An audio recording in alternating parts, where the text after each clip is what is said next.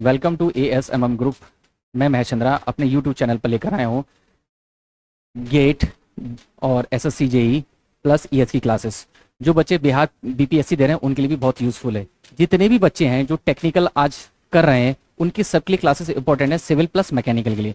तो last lecture हमने बात की थी कि हम विस्कोसिटी क्या है उसके बारे में हमने जाना था, ठीक है, उसके फार्मूले के बारे में जाता था। आज उसके कुछ इंपॉर्टेंट पॉइंट्स हैं वो जानते हैं। तो some important points for the viscosity. तो पहला पॉइंट है D upon dy is the flow is maximum at the boundary and decrease we move away from the boundary. ये किसकी बात कर रहा है? ये वेलोसिटी ग्रेडियंट की बात कर रहा है कि अगर मैं बाउंड्री पर हूँ, जैसे मान ली मेरी बाउंड्री है, अगर ये मेरी बाउंड्री है तो ये मेरा फ्लो हो रहा है। ये कैसा हो रहा है? फ्लो हो रहा है इस तरीके से कुछ बेटा, ठीक है, ये फ्लो हो रहा है।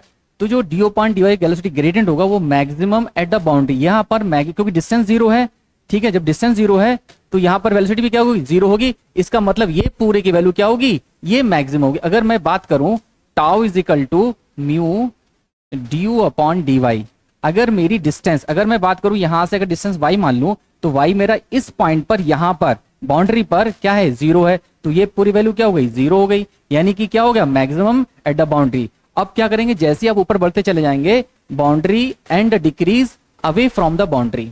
मेरी बात क्लियर हुई? हिंदी में बोला गया डी अपॉन dy प्रवाह सीमा पर अधिकतम होता है और सीमा से दूर जाने पर यह घटता है, ठीक है। जो बच्चे डिप्लोमा है उसके लिए हिंदी बहुत ही यूजफुल है। नेक्स्ट दूसरा पॉइंट है टाउ इज द मतलब इसको बोलते हैं शेयर स्ट्रेस, इसको बोलते हैं शेयर स्ट्रेस। जो हिंदी मीडियम वाले हैं वो कर्तन बल के नाम से जानते होंगे, ठीक है, क्या जानते हैं? कर्तन बल के नाम से। तो लिखा है shear stress the tau is maximum at the boundary. भाई शेयर स्ट्रेस क्या है? बाउंड्री पर सबसे ज्यादा है and decrease away from the boundary, just ऊपर वाली कंडीशन। अब देखिए कैसे बात कर रहे हैं कि अगर मेरा फ्लो हो रहा है इस तरीके से तो टाउ कैसे लगेगा?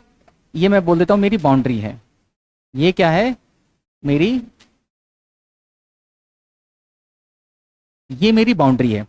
अब बाउंड्री पर यानी कि डिस्टेंस, ऐसे बात की डिस्टेंस जीरो है, टाउ इज इक्वल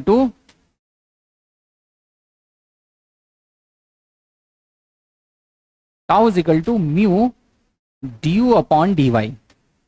अगर मैं इस बाउंड्री पर हूं तो इसका मतलब मेरी जो डिस्टेंस है वो जीरो है। तब जीरो है तो इसका मतलब टाउ क्या हो गया? मैक्सिमम हो गया। यानी कि वो जो फ्लो हो रहा है, जो ये वाला फ्लो होगा, जो बाउंड्री से चिपक कर फ्लो हो रहा है, उसको वो फ्लो नहीं होने देगा क्योंकि बाउंड्री स्टैटिक कंडीशन में है। जब बाउंड्री बेटा स्टैटिक कंडीशन में तो फ्लो भी तो स्टैटिक कंडीशन में होगा, वो थोड़ी ना फ्लो हो जाएगा।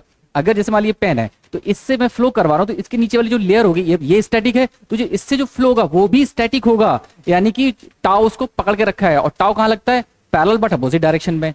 तो tau is maximum at the boundary and decrease away from the boundary. अब आप इससे दूर जाते रहेंगे, ऊपर बढ़ते रहेंगे, टाउ कम होता रहेगा और क्या होगा? Tau decrease away from the boundary. Boundary से टाउ क्या होता? डिक्रीज होता रहेगा। मेरी बात क्लियर हुई? भाई फार्मूला वही लगेगा, tau is equal to mu du upon dy। यहां तक किसी को दिक्कत तो बोलो। इतना नोट करिए सारी चीजें, स्क्रीनशॉट ले लीजिए चाहो तो बेटा बच्चों, स्क्रीनशॉट ले लीजिए, ठीक है। चलिए स्क्रीनशॉट ले लिया होगा, आगे बढ़ते हैं। नेक्स्ट पॉइंट है the effect of viscosity is maximum and the boundary and decrease away from the boundary. अब सेम कंडीशन, वही बात फिर से कि अगर ये मेरी बाउंड्री है, ये क्या है? मेरी बाउंड्री है। अब बाउंड्री पर ये मेरा फ्लो हो रहा है, ये क्या हो रहा है? ये मेरा फ्लो हो रहा है, ठीक है, फ्लो हो रहा है। तो विस्कोसिटी सबसे ज्यादा कहां होगी? इस बाउंड्री पर होगी। सबसे ज्यादा चिपक कर फ्लो कहां होगा? बाउंड्री पर होगा। तो विस्कोसिटी मैक्सिमम कहां होगी? वो बाउंड्री पर होगी। यानी कि मैक्सिमम विस्कोसिटी कहां? Maximum mu eight the boundary कहां होगा? वो बाउंड्री पर होगा। मेरी बात क्लियर हुई बेटा? क्योंकि ये स्टैटिक है और जब भी कोई फ्लो होगा तो उसका ये इसको रोक के रखेगा। अब जब रोक के रखेगा तो इसका मतलब फ्लो नहीं होने दे रहा, तो इसका मतलब वो उसकी विस्कोसिटी सबसे ज्यादा उसको फ्लो नहीं होने देगा, यानी कि जस्ट लाइक हनी या कोई और चीज हाँ समझ सकते हो, तो वो उसको फ्लो नहीं होने दे रहा है। जब फ्लो नहीं होने दे रहा है इसका मतलब उसकी विस्कोसिटी बहुत हाई है। लेकिन इसी पर रहेगी बाउंड्री पर बेटा, लिखा effect of viscosity is the maximum and the boundary and is decrease away from the boundary. अगर आप ऊपर बढ़ते चले जाओगे बाउंड्री से तो इसकी पकड़ कमजोर होगी, मतलब टाउ की पकड़ कमजोर होगी। अब जब पकड़ कमजोर होगी तो इसका मतलब विस्कोसिटी आपकी क्या होगी, घटती जाएगी। तो हिंदी में लिखा है वही विस्कोसिटी का प्रभाव अधिकतम और सीमा से दूर जाने पर कम होता है, या यहां लिख लीजिए बेटा कम होता है, कम होता है या घटता है।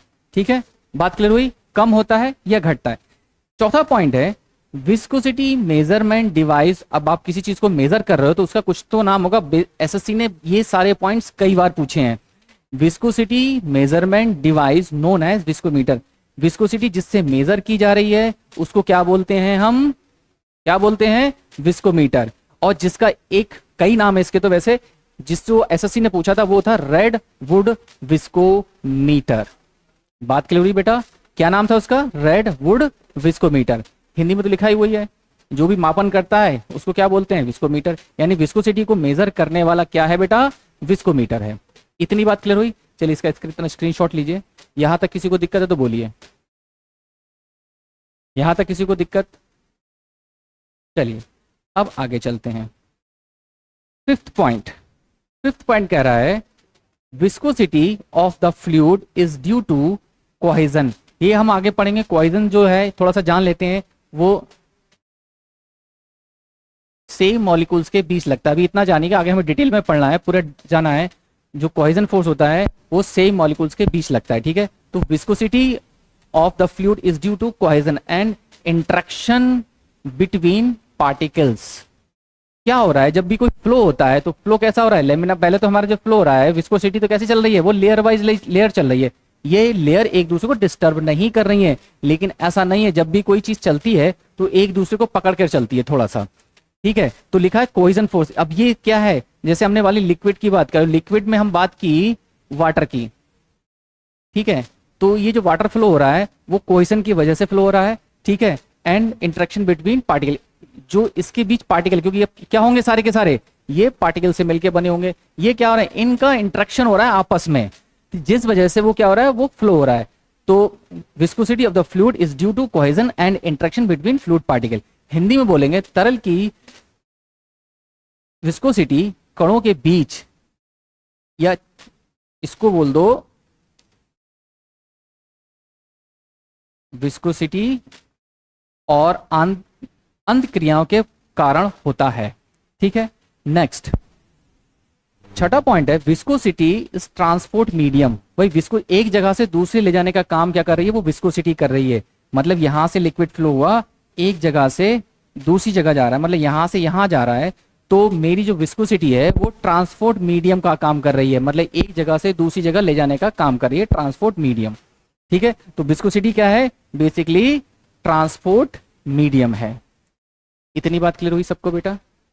चलिए नेक्स्ट 7 पॉइंट है v is equal to 0.002 t minus 1 point t। इसको बोलते हैं सेबोल्ट यूनिवर्सल विस्कोमीटर।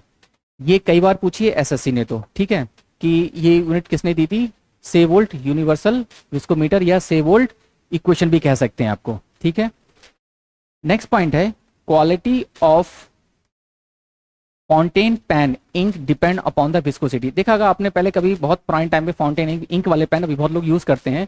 ठीक है, जैसे पायलट पेन यूज करा करते थे, तो वो कभी कभी फ्लो कर जाता था, निकल जाती थी इंक, तो वो डिपेंड करता है किसके ऊपर, विस्कोसिटी के ऊपर। अगर विस्कोसिटी उसकी टेम्परेचर की वजह से कम हो गई तो वो इजीली फ्लो हो जाता, मतलब जो आपका पेन है वो रोक नहीं पाता था, वो आसानी से फ्लो कर जाता था। तो quality of fountain pen ink depend upon the viscosity. किस पर डिपेंड कर रही है, वो विस्कोसिटी पर डिपेंड कर रही है। नेक्स्ट पॉइंट है blood flow in veins of human body due to viscosity.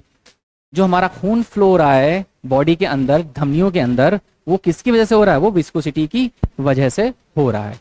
इतना नोट करिए बेटा। यहां तक किसी को दिक्कत है तो बोलिए, यहां तक किसी को दिक्कत तो बोलिए, नहीं तो फिर आगे बढ़ते हैं। चलिए, हो गया होगा सबका। चलिए, नेक्स्ट पॉइंट था क्लाउड प्लॉट इन एयर। जो हवा में बादल बनते हैं वो due to viscosity of air, वो विस्कोसिटी जो एयर में है, विस्कोसिटी, उसकी वजह से क्लाउड जनरेट होते हैं। इसके और भी बहुत सारे कारण हैं, लेकिन पहला कारण है विस्कोसिटी। क्लाउड का बनना वो क्या है, विस्कोसिटी के कारण बनना है। और क्या है, cloud plot in air due to viscosity of air. मेरी बात क्लियर हुई? ठीक है, इतना नोट करिए। चलिए आगे चलते हैं। नेक्स्ट पॉइंट है वेलोसिटी ग्रेडियंट। वेलोसिटी ग्रेडियंट क्या था, ड्यू अपॉन डी वाई की हम बात कर रहे हैं। ठीक है, अब जैसे मान लीजिए कोई मैंने दो प्लेट ले ली, ठीक है, ये दो प्लेट हैं और यहां पर मेरा कोई फ्लो कर रहा है। ठीक है, अगर मैं इसके परपेंडिकुलर ड्रॉ कर दूं तो ये मेरा फ्लो ऐसे जा रहा है। ठीक है, ये मैंने परपेंडिकुलर ड्रॉ कर दिया।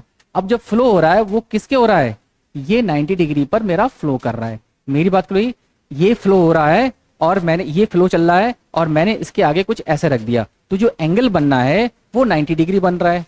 ठीक है, the relative velocity between, relative velocity मतलब एक लेयर से दूसरी लेयर के बीच, या कह सकते हो एक लेयर से दूसरी लेयर के बीच, relative velocity between consecutive parallel liquid layer unit distance at a part at a right angle, the direction of liquid flow called velocity gradient।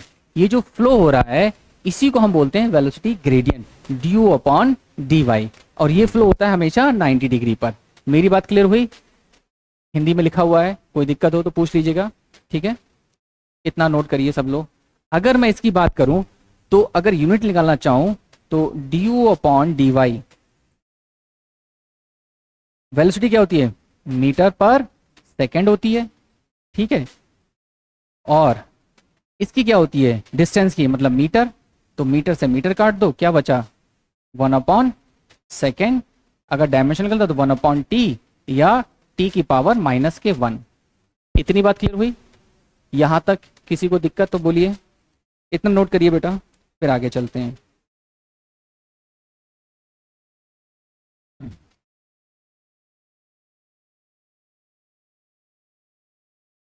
चलिए आगे चलते हैं। अब बात करते हैं यूनिट ऑफ विस्कोसिटी, किसमें, एम के एस में, मतलब मीटर किलोग्राम इंटू सेकेंड। भाई इसका मतलब तो यही है, M K S metre kilogram into second.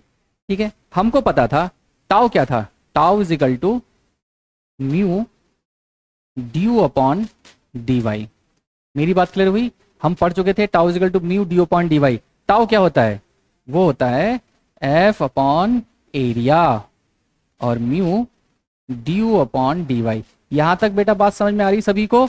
हमने टाउ को तोड़ लिया एफ अपॉन एरिया में। यहां तक बात क्लियर हुई?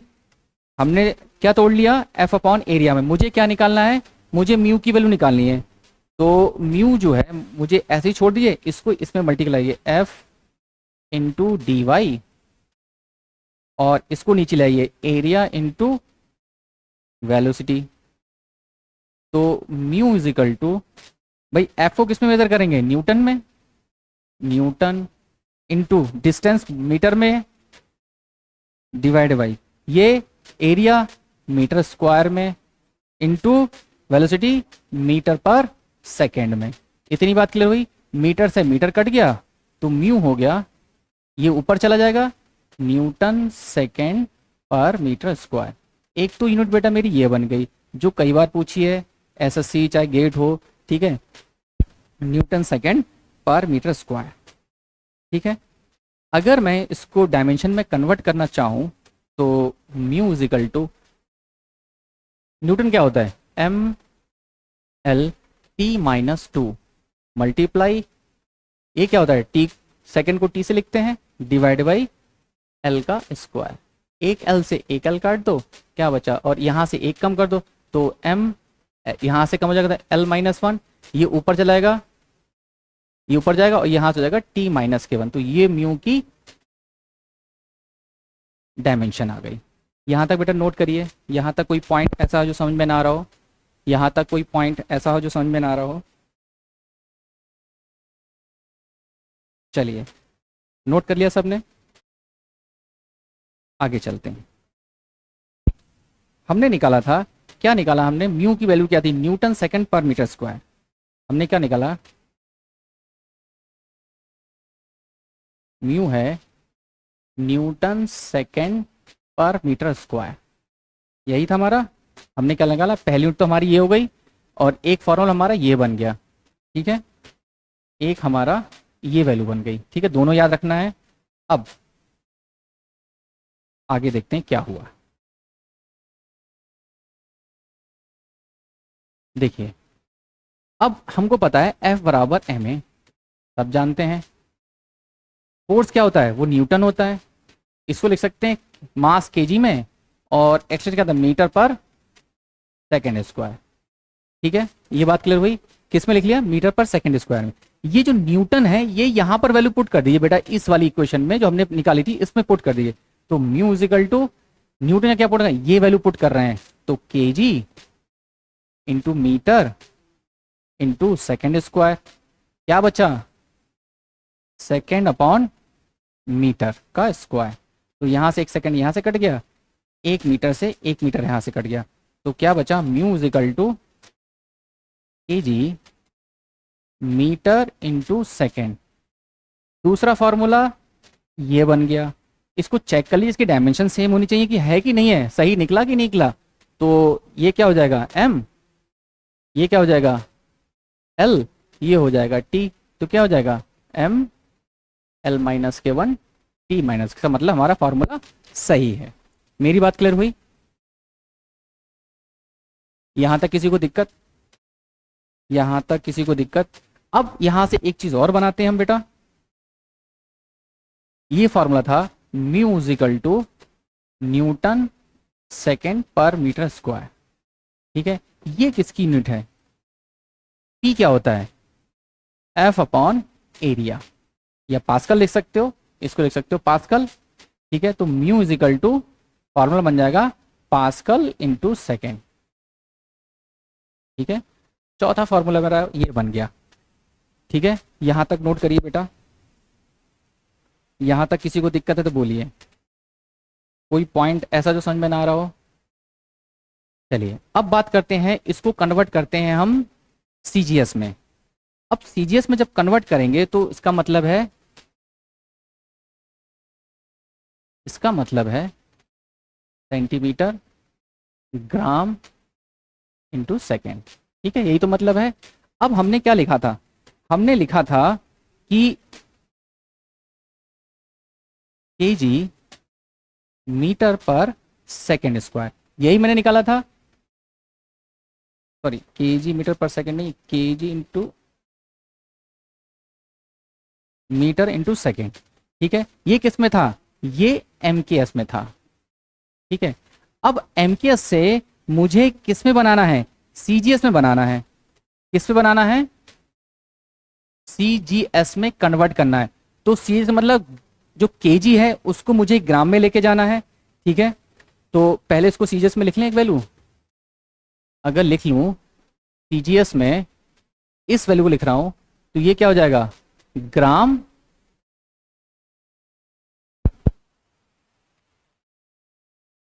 सेंटीमीटर इंटू सेकेंड, ये क्या हो गया, ये सीजीएस में होगा। इसको क्या बोलते हैं, वन पाइस बोलते हैं, ग्राम सेंटीमीटर इंटू सेकेंड। भाई हमने कुछ नहीं किया, जो एमकेएस की वैल्यू थी क्या है, centimetre gram into second, centimetre gram into second, वैसे लिख दिया बस, और हमने कुछ नहीं किया, ठीक है। इतनी मेरी बात क्लियर हुई। ये क्या होता है, वन पॉइस होता है, ये ध्यान रखिएगा बेटा, ये जो ग्राम बाद में दिक्कत हो, ग्राम सेंटीमीटर इंटू सेकेंड, ये क्या होता है, वन पॉइस होता है, ठीक है। अब हम क्या कर रहे हैं, हम एमकेएस से किस में बना रहे हैं, सीजीएस में बना रहे हैं। चलिए तो अब देखो, एमकेएस सीजीएस बनाएंगे तो हम क्या करेंगे, यहां पर मुझे जो केजी है इसको कन्वर्ट करना है ग्राम में, यानी कि 1000 से मल्टीप्लाई कर दूं तो क्या हो जाएगा, 1000 ये ग्राम हो जाएगा। इतनी बात क्लियर हुई। अब मुझे करना है, ये जो मीटर है इसको सेंटीमीटर में लेके जाना है, तो क्या करूं, 100 सेंटीमीटर इंटू सेकेंड। बहुत बढ़िया बात बेटा, दो जीरो से दो जीरो काट दो, तो ये क्या बचा है, ये किसकी यूनिट थी, विस्कोसिटी की। ये क्या था, चाहो तो लिख लो, विस्कोसिटी। ठीक है, किस में कन्वर्ट हो रही है, क्या हो गया 10, यहाँ क्या बचा 10 ही तो बचा, ग्राम सेंटीमीटर इंटू सेकेंड। इतनी बात के लिए विस्कोसिटी इसको लिख सकते हो इस भाषा में, ऐसे लिख सकते हो, viscosity is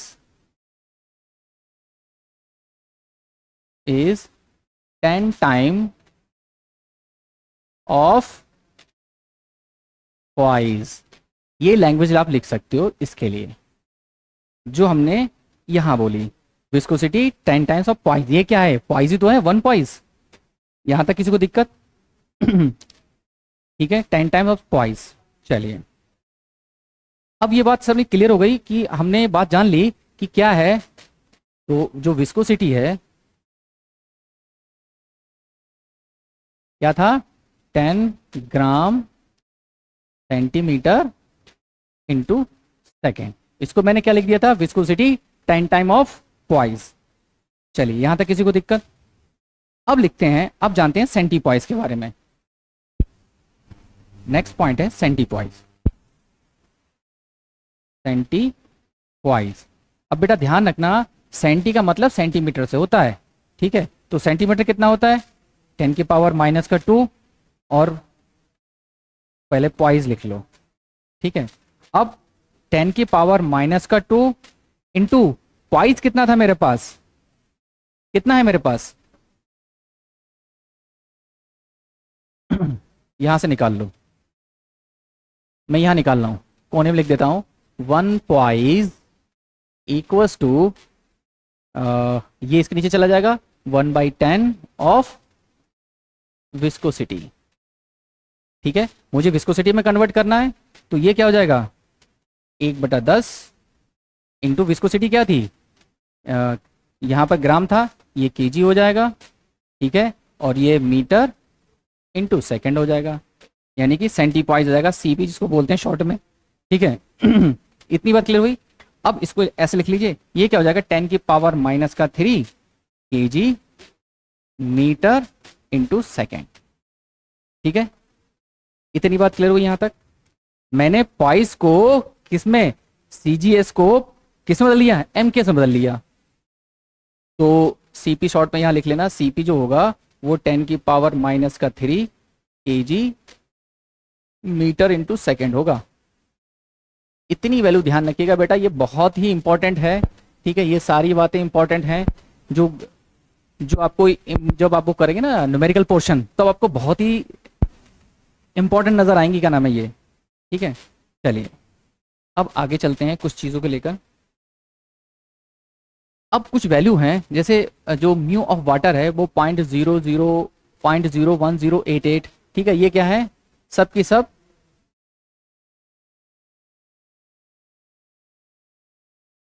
metre into second में है। ठीक है, ऐसे ही एयर 0.0018, मरकरी की है 0.016, ऐसी हीलियम की है 0.0019। ठीक है, 1 माइक्रो कितना होता है, 1 माइक्रो जो होता है वो 10 की पावर माइनस क्या होता है 6। अब हमने क्या किया, 10 की पावर माइनस का 3 10 की पावर माइनस का 3 में तोड़ लिया, 10 की पावर माइनस थी तो ऐसे ले लिया। इसको क्या ले सकते हैं, ये एमएम होता है, एमएम कितना 10 के माइनस 3 होता है, तो हमने लिया एमएम ऑफ मरकरी।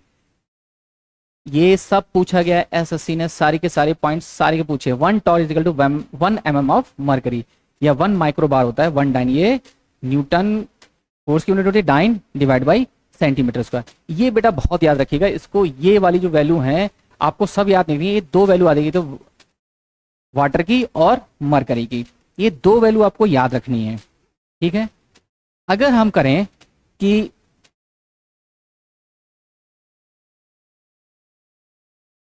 अगर हम बात करें तो अगर मैं ऐसे लिख दूं इसको, mu of water divide by mu of air, मैं क्या लिख रहा हूं, म्यू ऑफ वाटर और म्यू ऑफ एयर। तो वाटर की वैल्यू क्या है, वो लगभग ये है 0.01008 और डिवाइड बाई एयर की कितनी है 0.0018। ये लगभग जब सॉल्व करोगे तो ये 50 टाइम्स आएगा, लगभग ये 55 लगभग वैल्यू आएगी। तो इसका मतलब ये हो गया mu of water is approximate, या कह सकते हो water is nearly 55 times viscous of air. ये बेटा बात ध्यान रखिएगा, एसएससी ने एक बार पूछ लिया है, ठीक है, बाद में फिर दिक्कत करे आपको कोई चीज तो क्या लिखेंगे, water is nearly 50 times of viscosity of air. चलिए इतनी बात क्लियर हुई यहाँ तक, यहाँ तक किसी को दिक्कत? चलिए जो भी बच्चे देख रहे हैं, जो भी गेट के हैं, ईएस के हैं, एसएससी के हैं, ये जो बच्चे जो डिप्लोमा में पढ़ रहे हैं उनके लिए भी यूजफुल है, जो बच्चे बीटेक में सेमेस्टर वाइज पढ़ रहे हैं उनके लिए भी इंपॉर्टेंट है, जो कंपटीशन दे रहे हैं उनके लिए तो है ही इंपॉर्टेंट, ठीक है। तो ये कतई मत सोचिएगा कि हम ये सारा चीज़ें पढ़कर क्या करेंगे, ये ऐसा मटेरियल आपको पूरी यूट्यूब में कहीं नहीं मिलेगा। जो हम आप प्रोवाइड कर रहे हैं वो भी सीक्वेंसली प्रोवाइड कर रहे हैं, आपको कुछ करने की ज़रूरत नहीं है, आपको सिर्फ वीडियो देखना है, आराम से पढ़ना है। साथ में हम जुलाई के बाद अपनी टेस्ट सीरीज लॉन्च करेंगे जिसमें 200 प्लस आपके कुछ मतलब टेस्ट सीरीज होंगी, वो भी फ्री ऑफ कॉस्ट होंगी, ठीक है। चलिए तो इसके बाद हम नेक्स्ट लेक्चर में मिलते हैं, ठीक है।